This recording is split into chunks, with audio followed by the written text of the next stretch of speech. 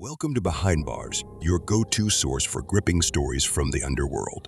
Today, we're diving into the life of John Jairo Velasquez, aka Papi, infamous hitman for Pablo Escobar, responsible for over 3,000 deaths. Velasquez's dark past is as chilling as it gets. Stay tuned as we uncover the shocking details and unravel the unexpected redemption that followed.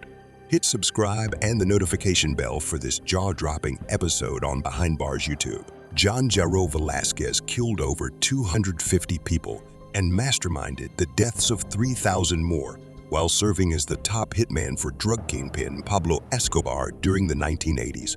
Velasquez, better known as Papi, has become a controversial figure in Colombia since his release from prison in 2014 after serving 22 years for his crimes.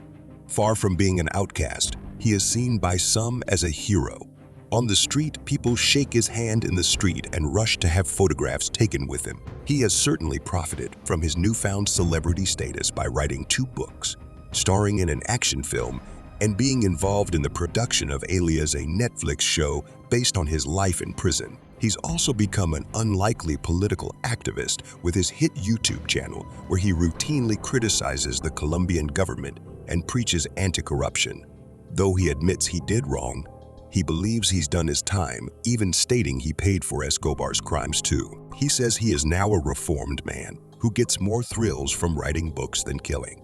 Surprisingly, some of his victims agree he has paid his dues. Others, however, believe he shows no real remorse and should be back in prison. John Jairo Velasquez was born 70 miles north of Medellin in the Colombian town of Yarumay. At age 12, his family moved to Itagüí, a suburb of Medellin, where he almost immediately started in a life of banditry. His fascination with firearms led him to become a local policeman and to take a course at the officer candidate school for Marines. The nickname stuck, but life in the Marines didn't, and soon he joined the mafia full-time. At first, he worked for a childhood friend. Before long, he was operating under Pablo Escobar directly. He was 18 when he killed his first person, a bus dispatcher in Medellin. Velasquez said he felt nothing at all after killing him. In the early 1980s, Escobar helped form Los Extraditables to wage war against the Colombian state to prevent the extradition of drug traffickers to the United States. By then, Velasquez had become Escobar's most loyal hitman and was heading operations that included contract killings, car bombings, and kidnappings. Velasquez and his hitmen would each kill 5, 6, even 12 people a day, which included policemen, judges, presidential candidates, rivals, and civilians.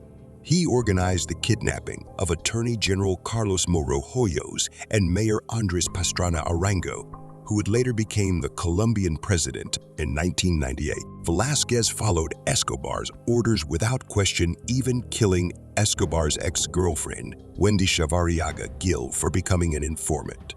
At the time, she was also Velasquez's girlfriend, whom he calls the love of my life. Police bore the brunt of the Medellin cartel's brutality.